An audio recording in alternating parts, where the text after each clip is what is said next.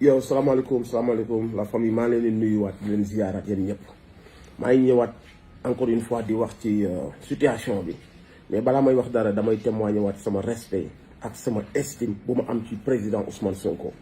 mérité nga sama respect mérité nga sama estime parce que bu dee ci wàllu patriotisme wàccoo nga ak ñun bu dee ci wàllu njub wàccoo nga ak ñun liggéey nga 15 ans.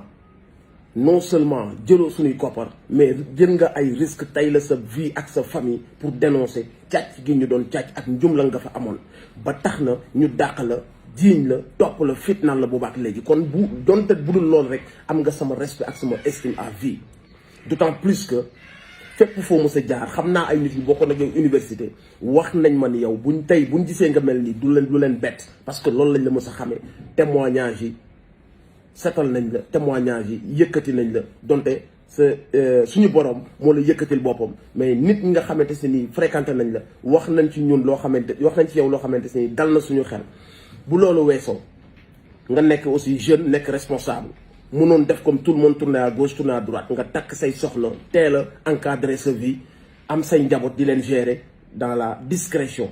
léegi nag am na nit yoo xamante se ni bañ demee xool la ci wàllu politique amuñu fu la takkal ndax ñoom nañuy def politique mooy sàcc réew mi s'enrichir ba ñu demee xool ne non kii mënut a nekk fa mu nekkoon wóor na ma am na lu mu jël ñu topp la ay ati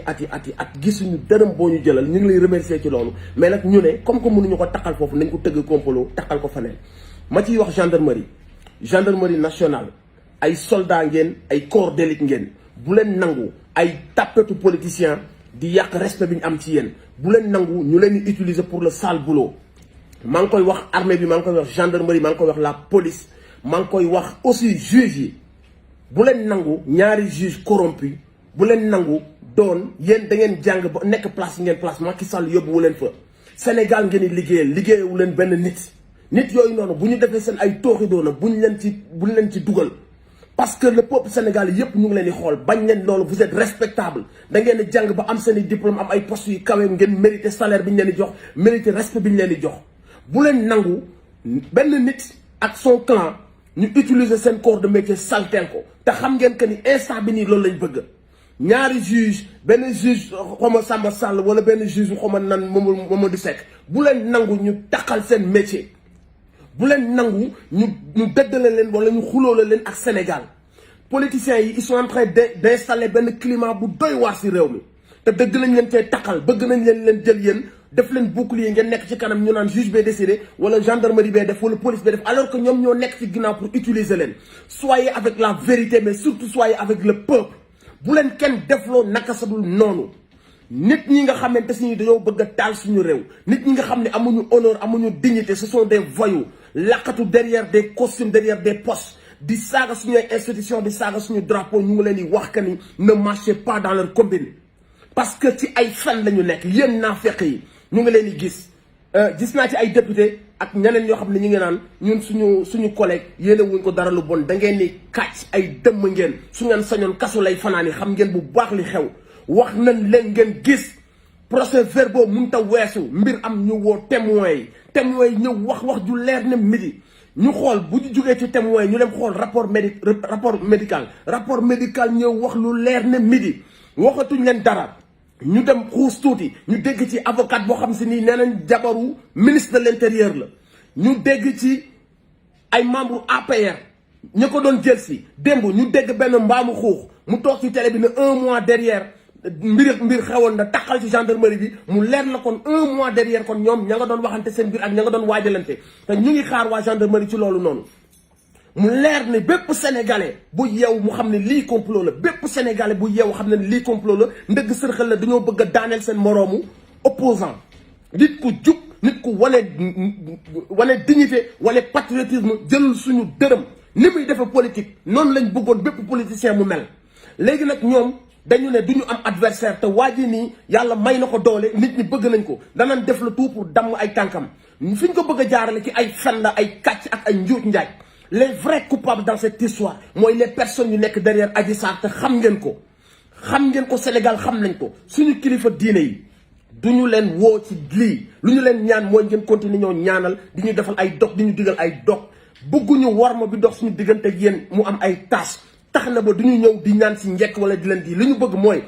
ngeen toog ci war ma boobu ngeen nekk rek ñun ñu ko ne di leen jox seen cër ak seen wàccuwaay. lii c'est une question de génération et de responsabilité du ñu daw di woowi làqu fenn du ñu daw di woowi kenn bu fi kenn nekk naan suñu sëriñ suñuy wax suñu sëriñ si nañ leen bàyyi ñu jaamu yàlla ak di ñu digal ay dog ak di ñu ñaanal nañu bàyyi war ma boobu mu rester intact. Ça c'est une question de génération c'est une question de responsabilité mooy nga nangoo nekk jaam wala nga nangoo nekk góor yàlla taxawal sa drapeau loolu kese mooy li fi am. Ces gens-là ce sont des voyous yéen naafeq yu bon yi naan comme que lii am na dem wuyu justice ban justice. les hors-la-loi mooy les députés yu dem fekk loo xamante si ni ay vices moo ci nekk waruñu koo valider mais comme seen maître bëgg na ko ñu dem valider ko donc ñooñu ce sont des hors-la-loi bu leen ñu waxi justice ci justice boo xamante si ni wane nañ fukki junni yoon parloo. wane na fukki junni yoon bu ngeen bëggee dagg bopp kenn su ngeen ko indee ma daggal leen ko bu leen ñu waxu justice soyez franc soyez honnête avec vous-même ragal leen yàlla yéen naafeq yi nag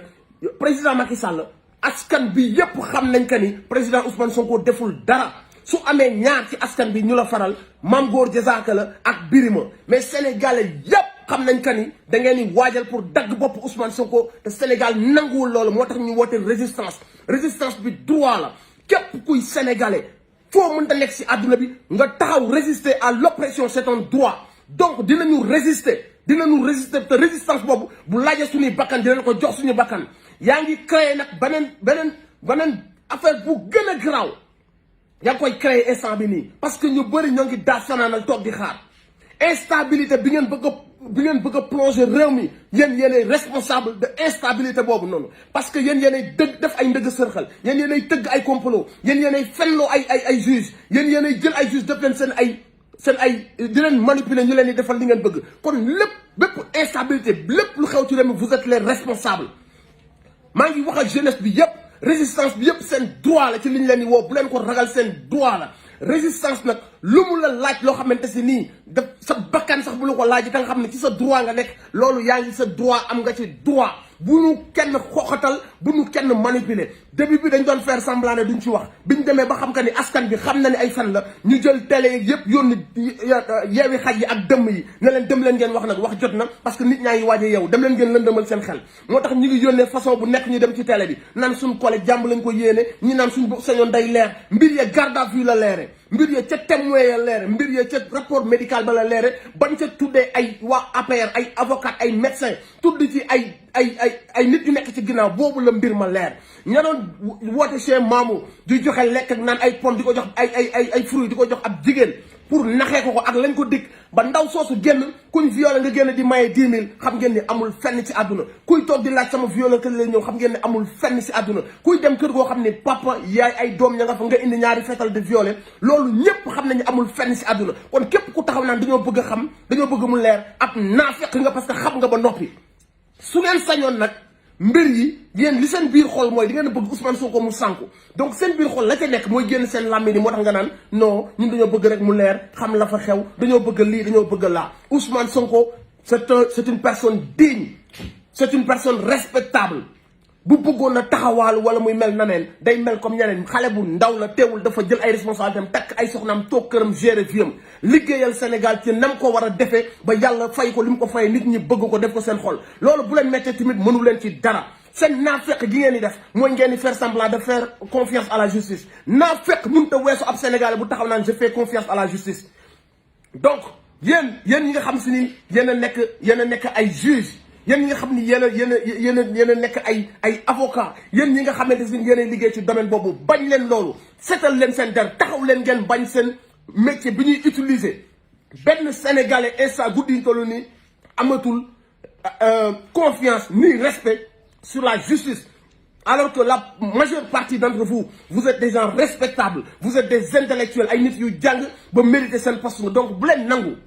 pour ay ambition personnelle ay nit di utiliser seen corps de métier di ko salteel nit ñooñu defuñu leen li ngeen doon yàllaa leen ko def seen njàmbaaru bopp donc restez chez vous prenez vos responsabilités jël leen seen ay position bu leen nangu ñaari juge wala ñetti juge yàq seen der ci Sénégal juboo leen ak Sénégal juboo leen ak yàlla juboo leen ak la vérité ces gens-là ce sont des voyous dañ leen a yónni ñu leen yónni ña nga ca kaw a kaw samp leen suñu bopp réew yi di leen jëlloo ay décision bépp nit bu mën a yee Afrique ñu ne ko fexeel ba damal ñu ay tànkam kii warta jëm kaw ñu nekk di exécuter ay ordre ci suñu xaalis ci suñu doore ci suñu deret ci suñu naqar suñu lépp la ñuy jël di ci exécuter ay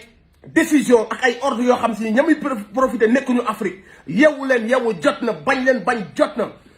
résistons bu ñu laajee suñu bakkan tamit résistons ci suñu droit la ñu nekk bu ñu kenn xooxatal woowu ñu nitu diine yi ñu ngi leen di ñaanal ngeen yàgg fi ñu ngi leen di ñaanal yàlla dolli leen wilaya dolli leen martaba ñu ngi leen di ñaanal amuñu ku dul yéen respect bi ñu am ci yéen rus nañoo ñëw ci yéen di leen taqal ci mbir yu salteen yi continuer leen di ñu ñaanal ak di ñu jox ay dog ñu koy def pour réew mi am jàmm bu loolu weesoo lii problème mu jeunes yi la révolution doit se mener et on va la mener lii problème mu jeunes yi la ñun ñoo war a jël suñu responsabilité daw ñu làqu fenn daw ñu ñaane ndimbal fenn daw ñu yërmande wu ji fenn dañuy taxaw résister parce que suñu droit la du ñu nangu benn Sénégal surtout ay vauriens laqatu ci ginnaaw ay bureau di utiliser suñu gendarmerie di utiliser suñu police ak suñu juge di fen di tëj ku leen neex di yàq avenir ku leen neex fat seen i sàcc seen i trafiquant de billets fat Aliou Sall fat Bougazeli fat Mame Mbaye Niang fat Mamour Diallo sàcc yu mag yëpp ñi ngi ñu fat leen ña doon woote génocide nañ jël jaas yi rey leen ñi ngi ñu fat leen ña doon saaga xeet yi ñi ngi ñu fat leen ñu ne leen ñi ngi jàpp ay Guy Marius Sagna ñi ngi jàpp ay Clédor jël charge yi duufal ko ba mu duuf dans le seul but d'aggraver le cas pour mën leen a téye ci kaso bi loolu noonu nag waratuñ ko nangu te duñ ko nangu waratuñoo nangu lu mel noonu te duñ ko nangu bu ñu kenn wax waxu justice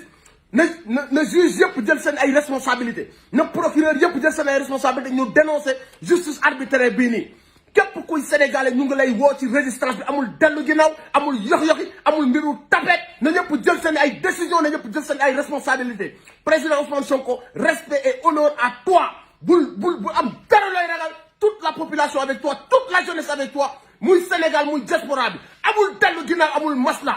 loolu mooy sama wax dinaa dellu si waat ci yeneen vidéo incha allah rabbi